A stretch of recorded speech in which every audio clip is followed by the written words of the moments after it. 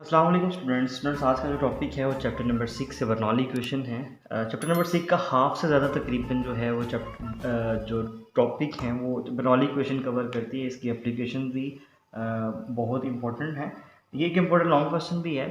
Student, इसको start करने से पहले हम देखते हैं कि जी हमारे पास एक पाइप है जो कि non uniform cross sectional area है। यहाँ पे इसका एरिया कम है, यहाँ पे इसका एरिया ज़्यादा है, और ये कुछ हाइट, ज़मीन से कुछ हाइट पे इसका जो है वो उसको प्लेस किया गया है।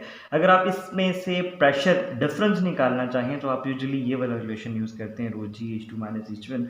लेकिन ये जो रिलेशन है ये स्टैटिक फ्लूइड के लिए है। तो क्या हम इसको फ्लूइड डायनामिक्स में यूज़ कर सकते हैं? जब हमारा फ्लूइड मूव कर रहा होगा तो क्या हम उस केस में इसको यूज़ कर सकते हैं? तो इस केस में हम इसको यूज़ नहीं कर सकते। उसके लिए फिर हमें बर्नौली इक्वेशन चाहिए होती है। बर्नौली इक्वेशन क्या है? ये कहता है कि अगर आपके पास कोई एक आइडियल फ्लूइड है, आइडियल फ्लूइड ऐसा फ्लूइड है जो कि इनकम्प्रेसिबल है, जिसकी डेंसिटी कांस्टेंट है, जो कि नॉन विस्कस है, और जिसका जो इरोटेशनल फ्लो है, यानी कि उसका जो स्ट्रीम लाइन फ्लो होना चाहिए। तो अगर आपके पास एक आइडियल फ्लूइड है तो उस फ्लूइड के अंदर जो, अगर आप सम कर लें प्रेशर का, kinetic energy per unit volume और potential energy per unit volume, इन तीनों का सम अगर आप ले लें आइडियल फ्लूइड के लिए तो वो एक कांस्टेंट के इक्वल आता है। तो यही बर्नौली इक्वेशन है।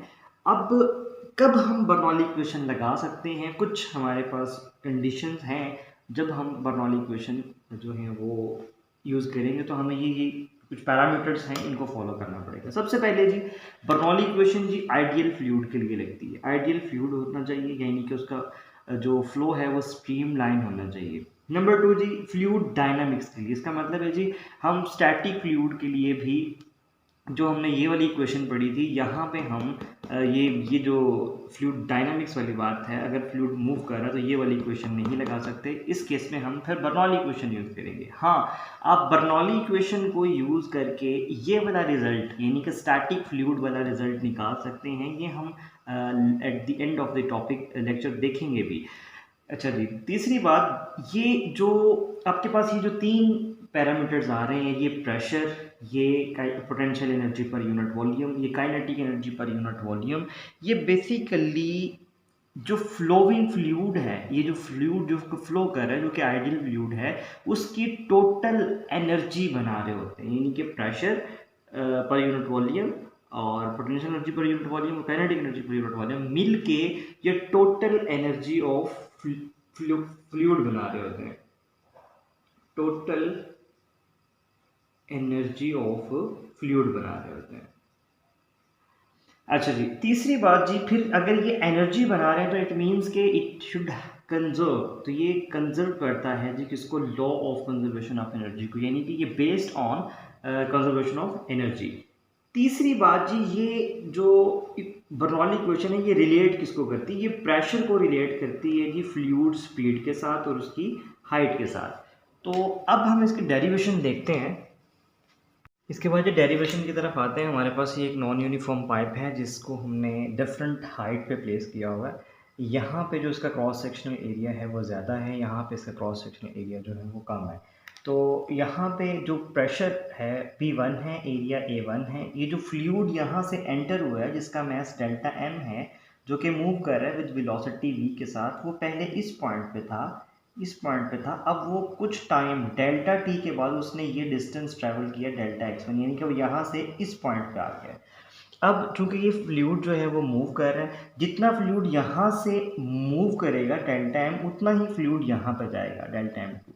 यहाँ पे जो एरिया है वो A2 है, प्रेशर जो है वो P2 है, और वेलोसिटी जहाँ यहाँ पे जो होगी वो V2 होगी, और यहाँ पे जो डिस्टेंस ट्रैवल होगा वो डेल्टा x2, यहाँ से यहाँ तक का जो डिस्टेंस है वो x2 होगा। अब हमें क्या करना है? अब हमें यहाँ पे वर्क एनर्जी थ्योरम लगता है, हमने चैप्टर नंबर 4 में पढ़ा था कि work done on a body should be equal to change in its kinetic energy. तो हम यहाँ पे सिंपल पहले वर्क डन फाइंड आउट करेंगे कि इस फ्लूइड ने जो प्रेशर एक्सर्ट किया है उससे कितना जो है वो वर्क हुआ है। तो वर्क का फॉर्मूला हमें पता है F D के इक्वल होता है। तो F हमें पता है कि वो जो प्रेशर है वो फोर्स पर यूनिट एरिया के इक्वल होता है। तो यहाँ से हमने प्रेशर फोर्स के लिए जो रिलेशन निकाला वो क्या आया? फोर्स हमारे पास आ गई जी P1 A1 की इक्वल आ गया, तो हमने यहाँ पे इसकी वैल्यू पुट कर दी। अब D डिस्टेंस है, जो उसने डिस्टेंस कवर किया है, तो डिस्टेंस उसने डेल्टा एक्स कवर किया। डेल्टा एक्स जो है वो यहाँ पे हमारे पास बेसिकली v डेल्टा t के इक्वल है, और ये कहाँ से आया, इक्वेशन ऑफ डिस्टेंस से s is equal to V T से हमारे पास आ गया है।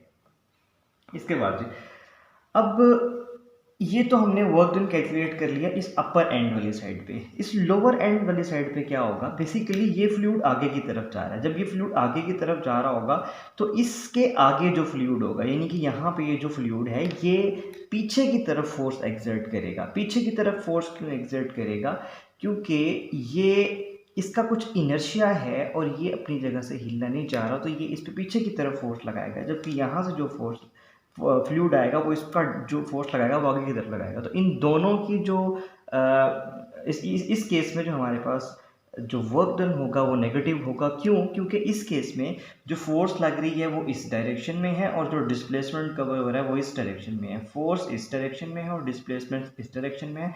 एंगल 180 डिग्री बनेगा, तो कॉस 180 डिग्री जो होता है वो माइनस की इक्वल होता है। तो हमारे पास इस वजह से यहाँ पे नेगेटिव वर्क डन आता है।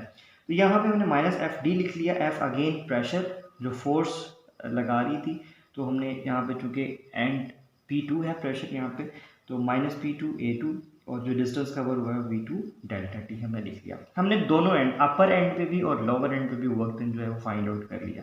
अब अगर मैं इस टोटल फ्लूइड का वर्क डन फाइंड आउट करना चाहता हूँ तो मैं क्या करूँगा, इन दोनों को सम अप कर दूंगा। जब मैं सम अप करूँगा तो मेरे पास ये कुछ रिलेशन बनेगा। वर्क डन टोटल जो है वो W1 प्लस W2, यानी कि अपर एंड प्लस लोअर एंड। अब हमारे पास जो रिलेशन बना वो रिलेशन क्या है जी, ये P1 A1 V1 delta T, ये रिलेशन हमारे पास आ गई, क्वेश्चन नंबर 1 आ गई।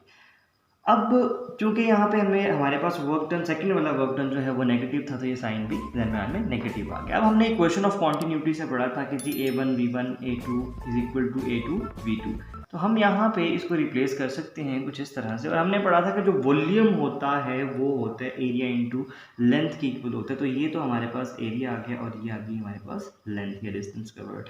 तो हमारे पास इसको हम कह सकते हैं A1 V1 डेल्टा टी, यानी कि लंबाई ज़रब चौड़ाई ज़रब ऊंचाई, जिसको हम वॉल्यूम कहते थे। तो simple area multiply by length, तो ये वॉल्यूम की इक्वल आ गया। इसका मतलब है इस इक्वेशन में, इक्वेशन नंबर 1 में इस सारी एक्सप्रेशन को हम वॉल्यूम से रिप्लेस कर सकते हैं।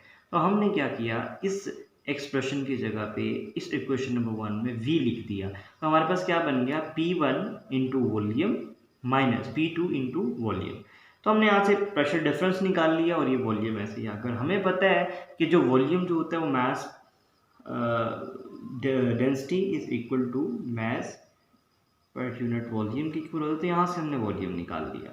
तो हमने यहाँ से वॉल्यूम की जो वैल्यू थी, जो रिलेशन था m बाय रो, वो पुट कर दिया। अब चूंकि मैंने आपको स्टार्ट में बताया था कि यहाँ पे वर्क एनर्जी थ्योरम लगता है। अब जब ये बॉडी मूव करेगी तो ये कुछ ना कुछ वर्क करेगी, और वो वर्क जो है वो क्योंकि फ्लूइड मूव करेगा, जब फ्लूइड मूव करेगा तो फ्लूइड की मोशन की वजह से इसमें काइनेटिक एनर्जी में चेंज आएगा, और चेंज आने की वजह से हमारे पास इसकी काइनेटिक एनर्जी भी चेंज होगी। इसका मतलब है जी काइनेटिक एनर्जी में हमारे पास चेंज आ गया। तो काइनेटिक एनर्जी में क्या चेंज आएगा, half M V square minus half M V square. अगर ये 2 है तो ये 1 हो जाएगा। इसी तरह हमारे पास चूंकि इसकी कुछ हाइट भी है, और हाइट के विद रिस्पेक्ट हमारे पास ग्रेविटेशनल पोटेंशियल एनर्जी होगी। इसका मतलब ये हुआ कि हमारे पास पोटेंशियल एनर्जी में भी चेंज आएगा। और पोटेंशियल एनर्जी में हमारे पास क्या चेंज आएगा, पोटेंशियल एनर्जी बेसिकली हमारे पास mgh2 माइनस h1 के इक्वल हो जाएगी। इसका मतलब ये हुआ कि ये जो इस फ्लूइड ने जो कि वर्क किया, इस वर्क ने चेंज लाया काइनेटिक एनर्जी में भी और पोटेंशियल एनर्जी में भी। तो हम कह सकते हैं कि ये जो वर्क डन है इसने ये बराबर है change in kinetic energy plus change in potential energy. हमने work done by fluid calculate कर लिया, तो हमने कहा कि वर्क डन जो है वो चेंज इन एनर्जी के इक्वल होता है। ये मैंने आपको वर्क एनर्जी थ्योरम स्टार्ट में बताया था। तो यहाँ पे कौन कौन सी एनर्जी में चेंज आ रहा है, काइनेटिक एनर्जी में भी और पोटेंशियल एनर्जी में भी। तो हमने लिख लिया कि वर्क डन जो कि पहले हमने P1 minus P2 m bye वो निकाला था, तो ये किसके इक्वल आ गया, change in kinetic energy half M V2 square minus half M V1 square plus change in potential energy mgh2 minus mgh1। अब हम यहाँ से क्या करते हैं, इस पूरी एक्सप्रेशन को, इस वाली एक्सप्रेशन को, इसको हम रो बाई एम से मल्टीप्लाई करवा देते हैं। जब मैं इसको दोनों साइड पे रो बाई एम से मल्टीप्लाई करवा दूंगा तो यहाँ से ये m जो है इससे कैंसिल और ये रो से कैंसिल, यहाँ पे ये m जो है ये सारे ये इनसे कैंसिल आउट हो जाएगा और रो से मल्टीप्लाई हो जाएगा। तो हमारे पास जो फाइनल रिजल्ट आएगा P1 minus P2 half rho V2 square minus half rho V1 square plus रो GH2 माइनस रो GH1 आ गया। आप यहाँ से ऐसा कीजिए P1 वाले V1 वाली जो टर्म्स हैं उनको एक साइड पे कर लें, 2 वाले टर्म्स हैं वो एक साइड पे कर ली, तो हमने यहाँ पे सेपरेट कर लिया। इसके बाद आप इसको ऐसे भी लिख सकते हैं कि ये सारी चीज़ें कांस्टेंट हैं। अब मैंने आपको स्टार्ट में बताया था कि हमने Bernoulli equation dynamic fluid dynamic के लिए अप्लाई की है। इसका मतलब है कि जी ये स्टैटिक फ्लूइड के लिए क्या फिर इसको अप्लाई कर सकते हैं कि नहीं कर सकते? स्टैटिक फ्लूइड के लिए क्या होगा, स्पीड क्या होगी, ज़ीरो हो जाएगी। बिल्कुल, आप अगर v1 v2 की जगह पे इस इक्वेशन में ज़ीरो पुट कर देंगे तो हमारे पास फ्लूइड स्टैटिक हो जाएगा। इसका मतलब है कि अगर आप बर्नौली इक्वेशन को स्टैटिक फ्लूइड के लिए भी अप्लाई करना चाहें तो ये आपको 100% एक्यूरेट आंसर देगा। आप इसको स्टैटिक फ्लूइड के लिए भी अप्लाई कर सकते हैं। अब यहाँ से इसकी एप्लीकेशन बहुत ज़्यादा बनती हैं। कुछ सवाल मैं आपको बता भी देता हूँ। स्विंग इन अ बॉल, जो आपकी क्रिकेट की बॉल है उसमें जो है वो स्विंग कैसे लाया जाता है। जो स्पिनर है वो अपनी बॉल को कैसे स्पिन कर लेता है, ठीक है। फास्ट मूविंग ट्रेन के पास अगर आप खड़े हो जाते हैं तो क्या वहाँ पे कोई ख़तरा होता है कि आप उस ट्रेन से टकरा जाएंगे। लिफ्ट इन अ प्लेन, आपका जो जहाज़ है वो कैसे जो है वो फ्लाई करता है, इतना वजनी जहाज़ जो है वो कैसे ऊपर की तरफ उड़ जाता है, ठीक है। चिमनीज़, वर्किंग ऑफ चिमनीज़, जो आपके भट्टे होते हैं वो क्यों इतने ऊंचे करके क्यों बनाए जाते हैं, ठीक है जी। जो आपका परफ्यूम है वो कैसे काम करता है, जो आपका जो कार्बोरेटर है गाड़ी के अंदर वो कैसे काम करता है। तो नेक्स्ट वीडियो में इस पे ही बनाऊंगा, इनकी वर्किंग पे, और ये इसके बाद जिस टॉरस-अली थ्योरम है ये सारी इनकी वर्किंग ही है।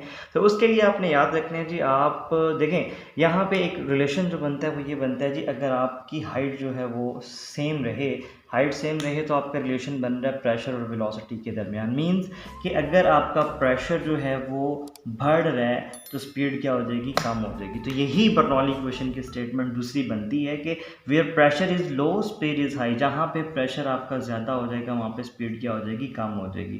तो नेक्स्ट वीडियो हम इसकी एप्लीकेशन देखेंगे, उस एप्लीकेशन में हम कुछ ये सारी चीज़ें डिस्कस करने की कोशिश करेंगे।